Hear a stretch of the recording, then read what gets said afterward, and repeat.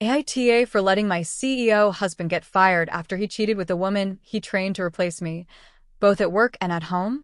My name is Victoria. I'm 38 years old, and until 6 months ago, I was the chief operating officer of a tech startup in Austin that my husband founded. My husband, ex-husband, is Daniel, 42, the CEO and face of the company we built together from nothing.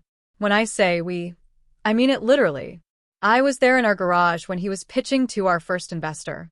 I was there for every late night, every failed product launch, every pivot, every success. I built the operations infrastructure that allowed his vision to scale. We were partners in every sense of the word. Or so I thought. Daniel and I met in business school at UT Austin. He was the charismatic guy with big ideas who could sell anything to anyone. I was the detail-oriented planner who could actually execute those ideas. We were perfect complements. We got married 6 months after graduation, started the company a year later. For 12 years, we built something extraordinary together, a SaaS platform that revolutionized project management for remote teams. By year 10, we had 400 employees and a valuation of $200 million. I loved my job. Loved the challenge of scaling operations, building systems, managing teams. But I also loved the idea of being a mother. Daniel and I had always planned to have kids eventually, but eventually kept getting pushed back. First it was after we closed Series A. Then after we hit profitability. Then after the next product launch. When I turned 36, I told Daniel I couldn't wait anymore. Fertility doesn't pause for funding rounds. He agreed. We started trying. It took 18 months, 3 rounds of IVF, and $47,000 to get pregnant with twins. Boys. We were ecstatic. Terrified, but ecstatic. The pregnancy was brutal. I was on bed rest for the last 3 months due to complications. I worked from home as much as I could, but I had to delegate most of my responsibilities. Daniel hired someone to help cover my workload during my leave, a 29-year-old woman named Ashley with an MBA from Stanford and an impressive resume from a Big Four consulting firm. She's brilliant, Daniel told me when he made the hire. Reminds me of you when we were starting out. Hungry, strategic, sees the big picture. I was grateful. The company needed someone capable, and I'd be back after maternity leave anyway. Ashley could learn the ropes, and we'd work together when I returned. The twins, Matthew and James, were born 7 weeks early. 2 months in the NICU. I barely slept, barely ate, lived at the hospital. Daniel visited when he could, but the company was in the middle of a crucial acquisition deal. He had to prioritize. I understood. One of us needed to keep the business running. Ashley stepped up. She was covering my responsibilities seamlessly, Daniel reported. Impressing the board. Making smart decisions. You trained me well, he joked. I know how to spot talent. When the boys finally came home, I was too exhausted to think about work. Newborn twins, both with medical issues from their premature birth. Physical therapy appointments, specialist visits, feeding schedules that required setting alarms every 2 hours.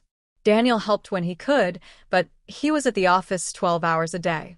Ashley's great, he'd say, but she's not you. I need you back. I wanted to go back, but every time I thought about leaving my boys, I felt physically ill. They'd fought so hard to be here. How could I hand them off to a nanny and go back to 60-hour work weeks? 6 months after they were born, I told Daniel I needed more time. How much more time, he asked. We were in our kitchen, the baby's finally asleep upstairs. I don't know. Maybe another 6 months? Maybe I come back part-time first. His jaw tightened. Victoria, we're about to close the acquisition. I need my COO. I need you. I know, but I need to be here for them. Ashley's been doing your job for 6 months. She's good, Vic, really good. But the board is asking questions. They want to know if you're coming back or if we need to make the situation permanent. Permanent. Give her your title officially. Stop calling it temporary. I felt like I'd been slapped. You want to replace me? I want to know what you want. If you're not coming back, that's fine. We'll figure it out. But I need to know. I looked at him. This man I'd built a life and a company with, and realized he'd already made his decision. He wasn't asking what I wanted. He was asking me to confirm what he'd already decided. I need another 6 months, I said quietly. Fine. He grabbed his keys. I'm going back to the office. It was 9 p.m. on a Saturday. Over the next few months, things changed. Daniel was home less and less. When he was home, he was distracted, always on his phone. He'd take calls at odd hours, stepping out of the room, speaking in low tones. Who was that? I'd ask. Ashley. We're dealing with a crisis. There was always a crisis. Always a reason he needed to go to the office, needed to take the call, needed to be unavailable. The twins were 9 months old when I decided to surprise Daniel at the office. I'd finally gotten them on a decent sleep schedule, my mom was visiting, and I thought maybe we could have lunch together. Reconnect. Remember we were married. I showed up at 1 p.m. with sandwiches from his favorite deli. The receptionist looked uncomfortable when she saw me. Is Daniel available? I asked. He's in a meeting. With Ashley. I can let him know you're here. That's okay. I'll just go up. I took the elevator to the executive floor. My floor, though I hadn't been there in months. Daniel's office door was closed, but I could hear voices inside. Laughing. I knocked once and opened the door. Daniel and Ashley were sitting close together on his couch, her laptop open between them, but they jumped apart when I entered. Ashley's face flushed. Daniel looked annoyed. Victoria, what are you doing here? I brought lunch. Thought we could eat together. I looked at Ashley. Hi. We haven't officially met. I'm Victoria. I know. She smiled, but it didn't reach her eyes. I've heard so much about you. All good things, I hope. I set the sandwiches on Daniel's desk. I can come back if you're busy. No, it's fine. Daniel stood up. Ashley and I were just finishing up. Ashley gathered her laptop with exaggerated efficiency. I'll let you two have lunch. Nice to finally meet you, Victoria. She left, closing the door behind her. Daniel turned to me. You can't just show up without warning. I have a schedule. I'm your wife. I thought I didn't need an appointment. That's not what I meant. He sighed. I'm just busy. This acquisition is complicated, and how's Ashley working out? I asked casually. Really? She's great. Why? Just wondering. You talk about her a lot. Because she's doing your job. Of course I talk about her. He opened one of the sandwiches. Is there a point to this? No. No point. But there was a point. I'd seen the way they'd jumped apart. The guilt on Ashley's face. The annoyance on Daniel's. I started paying attention. I noticed Daniel had started dressing better for work. New suits, designer shirts, cologne I hadn't bought him. When I'd comment, he'd say, I have to present well for investors. His phone was constantly face down now. He'd changed his passcode, something he'd never done in our entire marriage. When I'd asked about it, he'd said the company's security protocol required it. He was coming home later. Working weekends. Ashley and I have to finish this presentation, or Ashley and I are meeting with the West Coast team. Always Ashley. I checked our credit card statements. Found charges I didn't recognize. Hotels in Austin. We lived in Austin. Why would he need hotels in his own city? Expensive dinners for two at restaurants we'd never been to together. I felt sick. But I needed proof. Actual proof. I hired a private investigator. Felt dirty doing it, but I needed to know. The PI came back with photos 3 weeks later. Daniel and Ashley at the Hotel Van Zandt. Entering together at 2 p.m. on a Wednesday. Leaving separately 3 hours later. They'd done this 4 times in the past month. More photos. Them at dinner, sitting close, her hand on his arm. Him kissing her in the parking garage at work. The final photo was the worst. Them on our building's rooftop terrace at sunset. Daniel had his arms around her, and she was wearing something I recognized. A bracelet I designed with a jeweler for our 10th anniversary. It had our initials engraved inside. VD plus DC. He'd given it to her. I sat in my car in the parking lot of the PI's office, staring at those photos, feeling my entire life disintegrate. 12 years of marriage. 12 years of partnership. Twins who were barely a year old. And he'd thrown it all away for my replacement. I drove home numb, fed the boys, put them to bed, waited. Daniel came home at 11 p.m. Sorry, late meeting. With Ashley? Yeah. He didn't even look at me, just went to the fridge for a beer. How long? I asked. He froze. How long what? How long have you been sleeping with her? Silence. The refrigerator hummed. Somewhere upstairs, one of the boys made a small noise in his sleep. I don't know what you're talking about, Daniel said finally. I pulled out my phone, showed him the photos. Watched his face go through shock, then anger, then resignation. It's not what it looks like, he started. It looks like you're having an affair with the woman you hired to replace me. I'm not replacing you. She's doing my job, Daniel. She has my title in everything but name. She's wearing my anniversary bracelet. What would you call that? He set down the beer. It just happened, Vic. I didn't plan it. You were gone, focused on the babies, and Ashley was just there. We were working closely, spending so much time together. So it's my fault? For having your children? That's not what I'm saying. But you chose them over me, over the company. I chose to take care of our premature infants. And I chose to keep our company running. Someone had to prioritize the business we spent 12 years building. We stared at each other. 12 years of partnership dissolving in real time. How long? I asked again. The truth this time. For months. For months. Since the boys were 6 months old. Since I told him I needed more time before returning to work. Are you in love with her? He didn't answer immediately, which was an answer itself. I don't know, he said finally. Maybe. She understands the pressure. She gets the company in a way that I don't anymore? I finished. Because I had the audacity to be a mother? That's not fair. None of this is fair. I was shaking now. I built that company with you. From nothing. And the moment I needed to step back to care for our children we both wanted, you replaced me. In every way. What do you want me to say, Victoria? That I'm sorry? I am. But I can't unfuck her. It happened. Get out. My voice was deadly calm. This is my house too. Get out. Go to her place. Go to a hotel.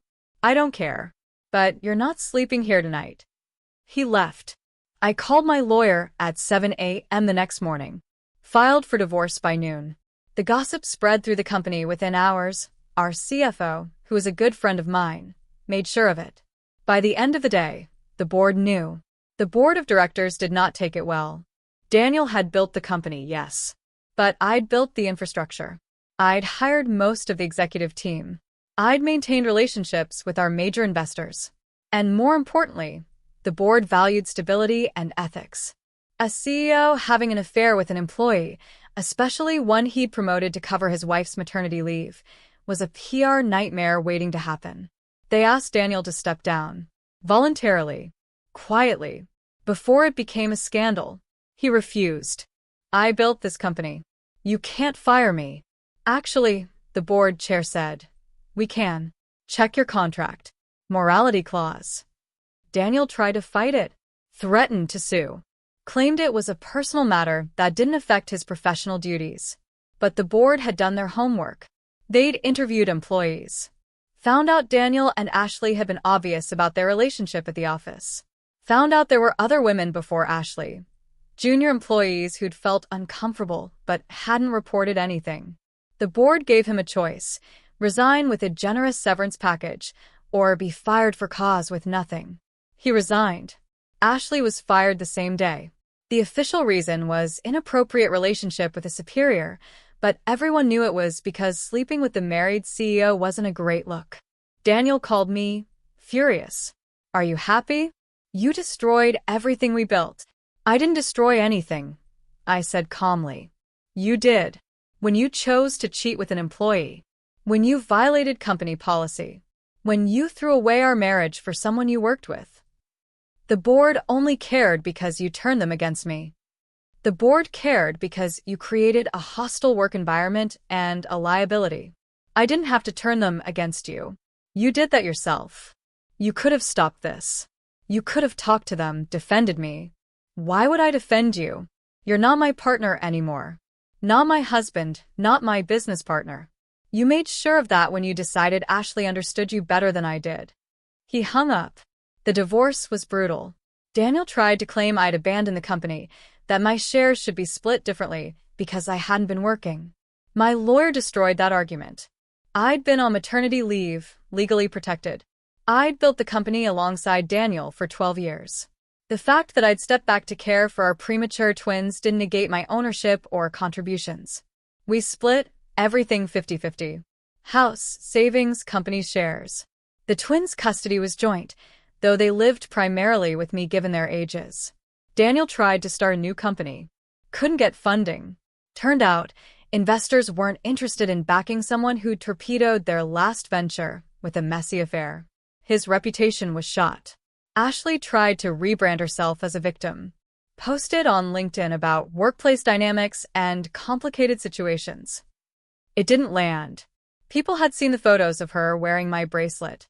The company found a new CEO, a woman with an impeccable reputation and 20 years of experience. She asked me to come back as COO. I said no. The twins were still too young. But I joined the board instead, attending meetings virtually, maintaining my equity and influence without the daily operational demands. It was perfect. 6 months after the divorce was finalized, Daniel sent me an email. I know you hate me. I don't blame you. But I need to know, did you deliberately sabotage me with the board? Did you orchestrate my firing? I read it 3 times before responding. I didn't sabotage you. I didn't orchestrate anything. I told the CFO I was filing for divorce and why. She told the board because it was her fiduciary duty. You'd created a massive liability. Everything after that was your own doing. You trained Ashley to replace me in every way, then were shocked when the board saw it as the massive conflict of interest it was. You did this to yourself. I just didn't stop it. He never responded. A year later, I'm sitting in my home office, the house I bought with my settlement, smaller but mine, watching Matthew and James play with blocks in the corner. They're almost 3 now. Healthy, happy, hitting all their milestones.